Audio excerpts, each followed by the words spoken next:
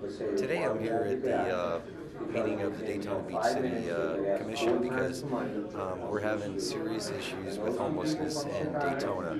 There's a lot of things going on, there's bad information being passed around, and still they're talking about safe harbor. So tonight I want to ensure that the citizens of Daytona know that safe harbor is no solution and that we need to continue moving with housing first models, and that's what I'm going to talk about tonight.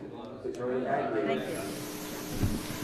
My name is Thomas Rebman, and I live at 11610 Sarita Court. And I know you guys, a lot of you might have some disdain for me, but I can say one thing: I've never told you anything that was untrue. I have to say a couple of things. I'm very excited tonight. For the first time out of all the times I've come, I've never said a good word, have I? So tonight I have to change that because there's some good things going on. A year ago, everybody was safe harbor, we got to have the shelter, now we're starting to talk about things that make sense. We're starting to talk about actually asking people what they need. And I'm saying this for the public of Daytona. There's two ways to fix homelessness, just two. The first way is the old prescriptive, punish them out of homelessness shelter model where you make them be housing ready. That's what Volusia Safe Harbor is. And then there's a new concept for the last 10 years called Housing First, which does not mean everybody gets a free house.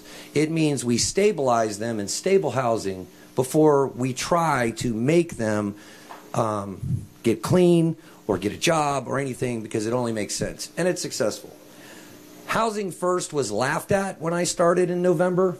We're now talking about it. So kudos on you. Second, kudos on you for not passing the resolution that was here tonight that Ms. White was trying to talk about, because the city or the county has put in writing, I'd be happy to give you a copy, that you have 60 days, the city manager already wrote, you have 60 days to find $1.6 million for the next 5 years.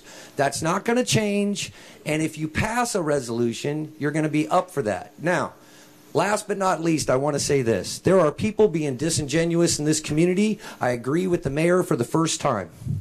There's two people I want to throw under the bus publicly. First of all, I happen to be seen with Mr. Mike Pastore a couple times, and I must say to you that he is preventing things from happening, and he is giving misinformation to the homeless, which is causing us a lot of problems. And second, Volusia Safe Harbor and a $10 million portal needs to come off the table before we have a solution.